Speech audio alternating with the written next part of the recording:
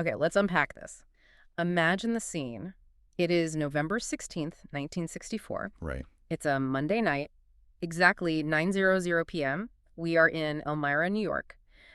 Outside, it's likely dark and cold, typical for November in the Northeast. Maybe the wind is howling a little bit against the siding. Inside, in the living room of Jane Roberts and her husband, Robert Butts, the atmosphere isn't light and airy. It is. It is thick. It is heavy with something unsaid. Or as the source material refers to them, Ruburt and Joseph. Right. And Jane Ruburt is pacing. This is her ritual. Her glasses are off, which is the signal that she is about to go into a trance state. Her eyes are described in the notes as dark. And she's not just focused, she's feeling grim. She's been feeling uneasy all day. It's this creeping sense of dread that she can't quite put into words, lingering from a dream she had earlier. It's that feeling, where the hair on the back of your neck is standing up, but you don't know why. Exactly. It's a very human reaction she's having. She's standing on the precipice of the unknown. And frankly, she's terrified of what she might find if she looks over the edge. She's dealing with a phenomenon that, at the time, was completely outside the realm of accepted psychology or science. It is. It's that feeling we've all had, maybe not regarding psychic phenomena, but think about the mundane versions. Oh, yeah. There's a weird noise in the attic, so you turn up the TV so you don't hear it. Or your bank account is low, so you just don't log into the app because if you don't see the number, maybe it's not real. It's the strategic avoidance of uncomfortable truths. We think that by closing our eyes, we can stop the night from coming. Right. But as we are about to find out in this session, the night comes anyway. And the act of closing your eyes might actually be what makes it so scary. And that is the hook for today's deep dive. We are looking at the nature of fear, the beginning of the universe, or the lack thereof, and the absolutely chilling possibility that right now, as you listen to this, you are haunting another dimension without even knowing it. It sounds like science fiction or maybe a psychological thriller, but this is the content we are grappling with today. So let's get the formalities on the table so we can jump into the weird stuff. What exactly are we looking at today? We are conducting a deep dive into Session 107 of the Early Sessions Book 3 of the Seth Material. Okay. The date of record, as you mentioned, is November 16th, 1964. And for those who are new to this specific rabbit hole, we should probably briefly explain who or what Seth is, just to set the stage. Good idea. In the context of these documents, Seth is a personality essence, no longer focused in physical reality. He speaks through Jane Roberts while she is in a dissociated or trance state. And her husband, Robert, he transcribes what is said in shorthand. That's right. So our mission today is to take the specific transcript, Session 107, and just unpack the philosophical and metaphysical concepts contained within it. We are looking at the raw data. And we have to say this right up front. This deep dive is distributed free of charge on all major platforms for educational purposes. Absolutely. Yeah. And an important note on impartiality. We are here to report on the content of the session. We are neutral observers. Right. We aren't here to endorse the reality of the phenomenon or tell you what to believe. We are here to explore the ideas presented in the text because whether you believe in the source or not, the concepts are, they're fascinating. They challenge our perception of time, identity, and fear. They really do. And today's session, it's got a specific vibe. It starts tense, almost grim, but then it moves into this relaxed, expansive territory.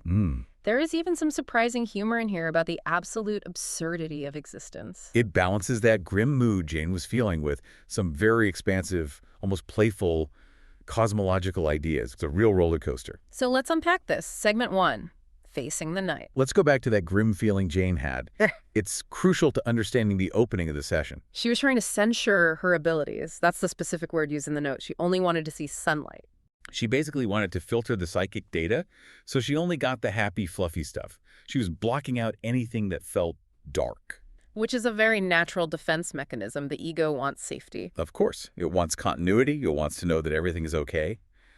But Seth calls her out on this immediately. He says, and I'm paraphrasing the start of the session here, he is taken aback that she would learn to use her abilities and then try to dictate what they show her. It's like buying a high-powered telescope to look at the universe and then putting a sticker over the lens so you don't accidentally see a black hole or a supernova because they look scary. Yes. I only want to see the rainbows, please. That is a perfect analogy.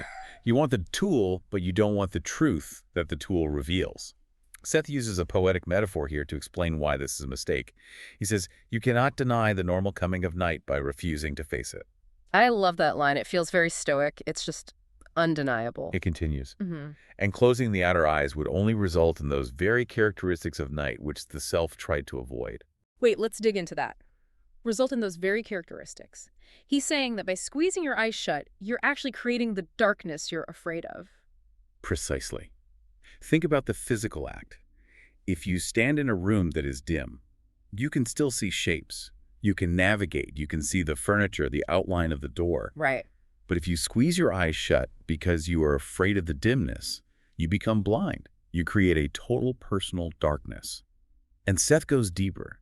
He says if you do that, night would forever mean terror and chaos. Because you never explore it. You never acclimatize to it. Right. If you never look at the night sky, you never see the stars, you never see the moon, you never realize that night is just a different state of energy. You only know it as that scary time when I can't see. And Seth is arguing that avoiding the dark or negative data doesn't protect you. It actually locks you into a state of permanent fear. You're trapped in a prison of your own eyelids making. It turns the unknown into a monster. Instead of it just being night, it becomes the void.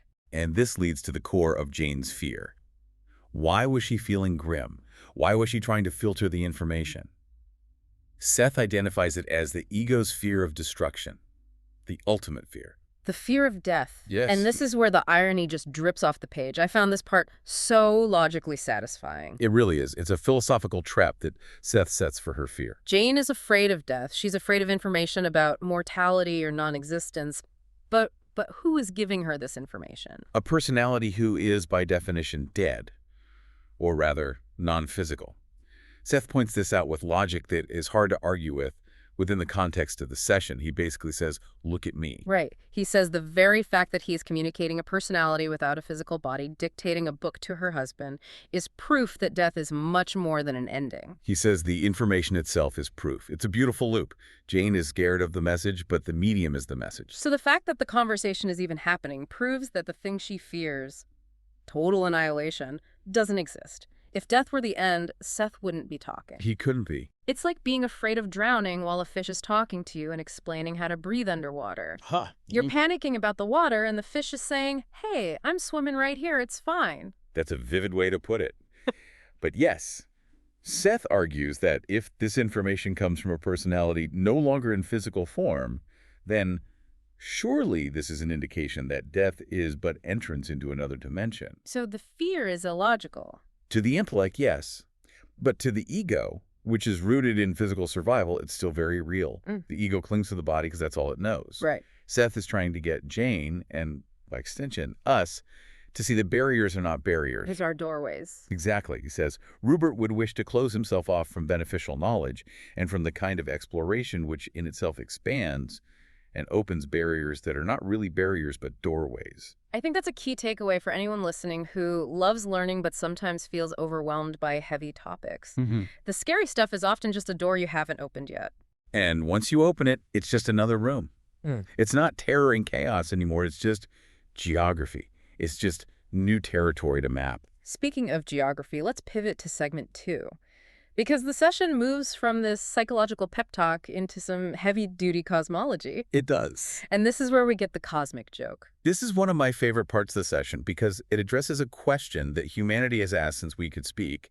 Jane and Rob had asked Seth, what was the first act of creation? How did it all begin? The Big Bang question. Genesis. The start of the clock. We want to know the origin story. We are obsessed with beginnings. And Seth's answer is delightfully dismissive. He essentially says, the question is meaningless. Meaningless, not just unanswerable. Beginningless, not, I don't know, or it's complicated. He says the question itself is flawed because it assumes a linear time structure that doesn't actually exist. Okay. He implies that asking when the universe began is like asking, what is the flavor of the number 7? It's a category error. And he uses an analogy here that I found so funny and yet so profound. He compares the universe to a dream. Yes. He asks us to imagine that we are in the middle of a dream. We are walking through a dream landscape, maybe a forest or a city, and suddenly we stop, pick up a rock, and ask, at what point in time was this rock created? I'm just picturing myself in a dream, wearing a lab coat, holding a magnifying glass, trying to carbon date a rock that my brain literally just invented 5 seconds ago. It's absurd, right? In the dream, the rock, the landscape, the history of the landscape, It was all created spontaneously and instantaneously the moment you dreamed it. Right, right. The rock didn't evolve over millions of years. It just appeared, Hmm. fully formed, with a backstory, with moss on it, with erosion patterns. So asking when did it begin is the wrong question because the answer is right now. Exactly. Seth says the material of the physical universe is created spontaneously and constantly, even as the dream locations in the dream world are so created. So the universe isn't this old antique that was built billions of years ago and is just sitting here gathering dust. It's being projected now. Right now. It's live TV. Spontaneously, constantly. He argues that it is impossible to set a point of beginning for the physical universe, just as it is impossible to set a point of beginning for the dream rock within the timeline of the dream itself. But in the dream, the rock feels old. It does. That's part of the creation. It's Mhm. created with the appearance of age. This breaks my brain a little bit because we are so wired for cause and effect. First the Big Bang, then the stars, then the dinosaurs, then the internet. We need the sequence. We need the timeline. And Seth addresses that need. He calls our time concept camouflage. It's a disguise. He introduces the concept of the spacious present. This spacious present. That sounds lovely, but we need to unpack that technical term. What does that actually mean? Imagine that time isn't a line stretching from left to right, past to future. Imagine it as a giant field or a space where everything exists at once, past, present, future. They are all just different coordinates in this spacious present. So development isn't walking down a line. No. Seth says development isn't along a single line. It's an expansion in all directions. We just focus on one line, so we see a sequence. But that's our limitation, not the reality of the universe. It's like if you're reading a book, you experience the story one word at a time, line by line. To you, the reader, the end of the book hasn't happened yet. But the book itself, the whole story, beginning, middle, and end, exists all at once in your hands. Yes. That's a very good way to visualize it. Yeah. And Seth is saying, stop asking when the first page was written and realize you are holding the whole book.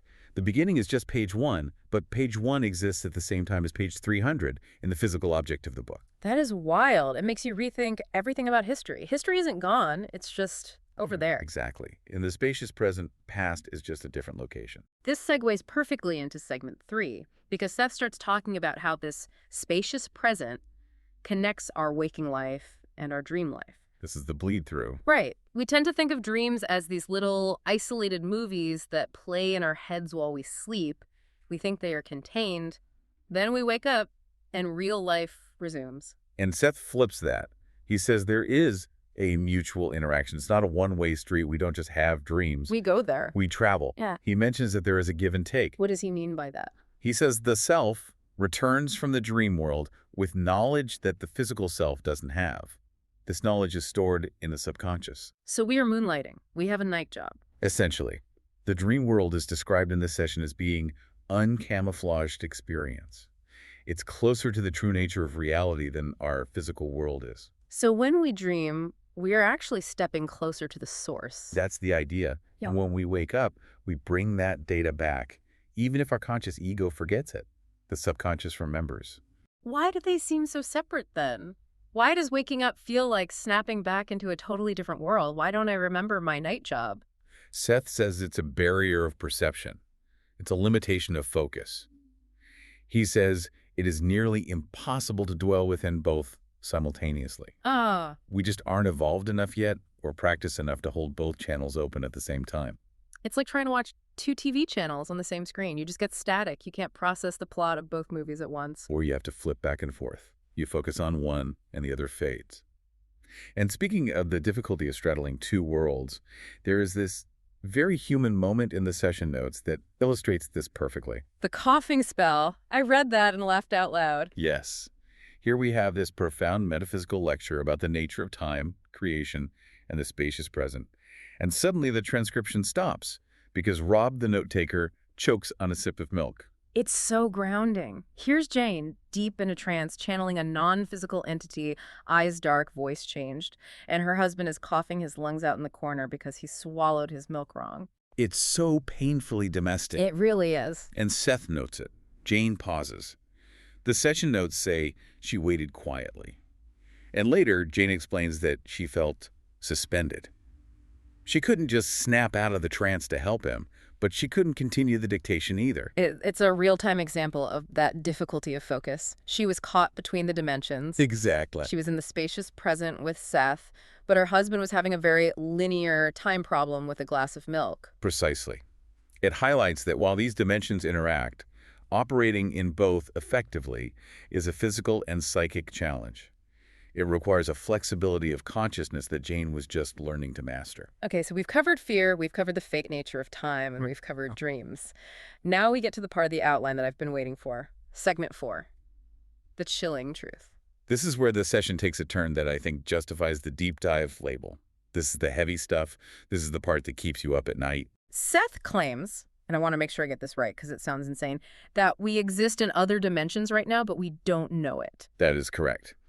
He says, and I'm quoting here, there are other dimensions in which, however you exist or have some valid effect, where you are projected, and where in one way or another you form a reference point. But, and here's the kicker, we aren't humans there. We aren't walking around in these dimensions wearing jeans and t-shirts and sipping coffee. No, he says, you are not recognized in your human form. This is the ghost reversal. Usually we think of ghosts or aliens coming here and haunting us. We worry about what's under the bed. But Seth is saying, we are the aliens. We are the ghosts in someone else's reality. It's a complete inversion of the haunting trope. Yeah. We are the intruders. We are the cryptids. So how do we appear? If I'm existing in Dimension X right now, what do I look like to the locals? Do I look like a ghost, a shadow, a floating orb? Seth gives a list, and it is fascinatingly abstract. He says in some dimensions we are chemically and even electrically a reality. In others, electromagnetic phenomena. I'm a battery. I'm a chemical reaction. You are an intrusion of energy. But my favorite image he uses is this. He says in some dimensions, our constant telepathic psychic communications are picked up, and they appear as something that could be compared to the winds that sweep across your own Earth. Whoa. Let's pause on that. That is such a specific image. Winds. It's poetic, isn't it? Yeah. But he means it literally. That's mind-blowing. To an entity in another dimension, I am a sudden gust of wind. Or a weather pattern. Your thoughts, your subconscious projections, leak through the barrier and manifest as natural phenomena in their world. So somewhere in the multiverse, two entities are standing around, maybe waiting for a bus or whatever they do, and a gale force wind knocks over their coffee. Right. And one of them says, oh, wow, huge storm coming in, but it's actually just me stressing out about this deep dive. Theoretically, yes. That is exactly what Seth is implying. He calls us projections. We are reference points. To the inhabitants of those dimensions, we are just part of their environment. They don't look at the wind and say, hello, human. No, they just button up their coats. They think we are nature. This raises a massive question about our reality. Because if the rules of the universe are consistent... It certainly does. It implies the reverse is true. If we are winds and electrical glitches there... Yeah. Are the winds and glitches here actually beings from somewhere else? Seth addresses this directly. He says, projections in terms of reference points appear also in your dimension, and you have as little knowledge or understanding of their true nature as inhabitants of other dimensions have of your own. So that sudden static on the radio, that weird drop in temperature in the room, the wind howling when there's no storm front. It could be a projection, a whole self-construction from a different reality intruding into ours. That makes the world feel very crowded all of a sudden. It does. It suggests we are living in a dense ecosystem of overlapping realities, but we are mostly blind to the other inhabitants. We just treat them as background noise or weather. And Seth mentions that our science fails here? Yes. He critiques the cause and effect theory. Which is the bedrock of science. If X happens, Y must have caused it. It is. But Seth calls it a local theory. He says it only applies within our dimension, within our camouflage system. If you have an intrusion like a poltergeist or a UFO or just a weird electrical anomaly, we try to explain it with our laws. We look for the physical cause. What caused the wind? High pressure system meeting low pressure system. What caused the static? Solar flares. Right. But if the cause is actually a subconscious projection from Dimension Z, then our science will never find the cause because the cause isn't here. It's an intrusion. Seth says our attempts to explain these things are doomed to failure as long as we stick to local cause and effect. We are looking for a physical trigger for a non-physical event. We are trying to explain a 3D object using 2D math. We just don't have the variables. Precisely. We are missing the z-axis. Yeah. And until we acknowledge that the z-axis exists, we will just keep calling these things anomalies. This leads us to segment 5, the subconscious as a projector. Because how are we doing this? I don't feel like I'm projecting wind into another dimension. I'm just sitting here talking to you. I don't feel like a weather machine. This requires us to redefine what we think the subconscious is. We have a very limited view of it in modern psychology. Usually we think of the subconscious as a storage closet. It's where we shove our childhood traumas, our fears, the stuff we don't want to look at. It's the basement of the mind where we keep the junk. Exactly. Seth completely rejects that model. He describes the subconscious not as a closet, but as a powerhouse. He says it casts definite projections into other dimensions. So it's not a passive storage bin, it's an active engine. It's an engine room. Mm. Or a broadcasting tower. Yeah. Seth says the subconscious sends vivid projections into these other perspectives. It is the mechanism by which we exist elsewhere. So while my conscious ego is focused on paying bills and driving the car, Your subconscious is busy generating weather patterns in another reality. It is doing work you aren't even aware of. that is efficient. It's multitasking on a cosmic scale. But where are these dimensions? Are they light years away? Are they in another galaxy? Do we need a spaceship to find the people we are haunting? Sept is very clear on this, and it relates back to the spacious present.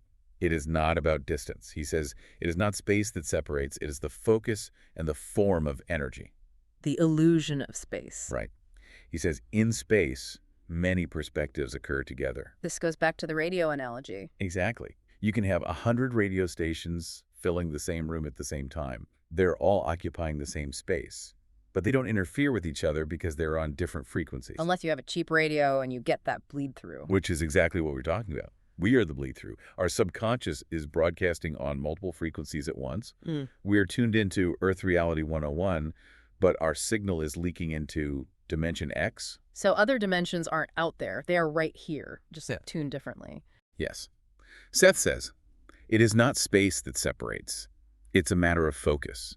If you can change your focus, you would see them. They are in the living room with you right now. You are walking through them, and they were walking through you.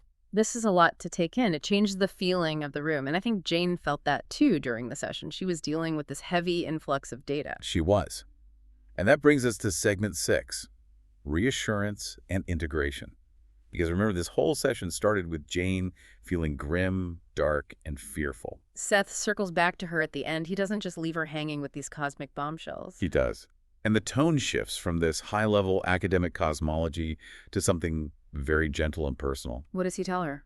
He says, be of good cheer, for there are lights where you think there is darkness. That's a beautiful quote. Be of good cheer. It feels timeless. It's very biblical in its phrasing, Yeah. but very comforting. He assures her that exploring these deep, scary topics, death, the void, other dimensions, does not endanger her. He calls it an integration. He's basically saying, you're not falling apart, you're getting bigger. Exactly. He says her abilities are growing beneath the surface, and he uses a very physical piece of evidence to prove that she's changing. The toe stubbing. We have to mention the toe. Yes. During the session, while pacing in a trance, Jane kicked the metal leg of a coffee table. Which hurts. That is a universal truth in all dimensions. Stubbing your toe on metal hurts. It should have. Ryab heard the noise. He expected her to wince or break the trance, but she just kept going. She didn't miss a beat. Later, she said she felt the impact, but it didn't bother her. Seth uses this as proof of her dissociation. She was so focused elsewhere that the physical pain didn't register in the same way. It's a small physical validation of the metaphysical concept. Her focus had shifted. She was, in a small way, operating in that spacious present, where the pain was just information, not suffering. It showed her that she could handle the shift. So, what does this all mean for us? We've covered a lot of ground in this deep dive. Let's head to the outro and summarize the key takeaways. If the listener only remembers 3 things, what should they be? I think there are 3 main pillars here. Pillar 1, the fear of the night. Don't close your eyes. The unknown is only scary because we refuse to look at it. If you face the night, it stops being terror and chaos and just becomes unexplored territory. Barriers or doorways. Don't censure your own experience. Pillar 2, the cosmic joke of time. Stop asking when did it begin. The universe is being created now, spontaneously, just like a dream. You are holding the whole book. Don't get obsessed with the first page. And remember, the past and future are just different rooms in the same house. And pillar 3, you are a multidimensional poltergeist. Yes. You are currently haunting other dimensions, You are a gust of wind, a spark of electricity, a strange vibe in a room somewhere else. Your subconscious is a powerful projector. And you are far larger than just your physical body. Yeah. You are an active participant in realities you can't even see. It really reframes how you view yourself when you look in the mirror. You're just seeing the tip of the iceberg. The very tip. And the rest of the iceberg is busy making weather in another dimension. We want to give credit where it is due. This incredible material comes from the Seth Material, specifically the early sessions, published by New Awareness Network. These sessions are dense, rich, and rewarding. We've only scratched the surface of session 107. There is so much more nuance in the text. If you want to dive deeper, and you should, we encourage you to study the books yourself. Go to the source. Don't just take our word for it. You can find them and support the preservation of this material by visiting setcenter.com for the early sessions. Please do check that out. And again, just a reminder that this deep dive was distributed free of charge for educational purposes. We just want to share the wonder. Indeed. So we're going to leave you with a final provocative thought, something to chew on while you go about your day. We talked about how we appear as winds or electrical effects in other dimensions. Right. So the next time you are sitting in your house and a door slams shut by itself because of draft, or your computer glitches for no reason, or a sudden storm rolls in out of nowhere, Yeah. ask yourself, Mm-hmm. is that just weather? Is that just physics? Or are you walking through the subconscious projection of a being from another dimension? Are we currently walking through other people's dreams? I'm never going to look at a thunderstorm the same way again. Nor should you. Thanks for listening to The Deep Dive. We'll see you in the next dimension. Or this one. Bye. Goodbye.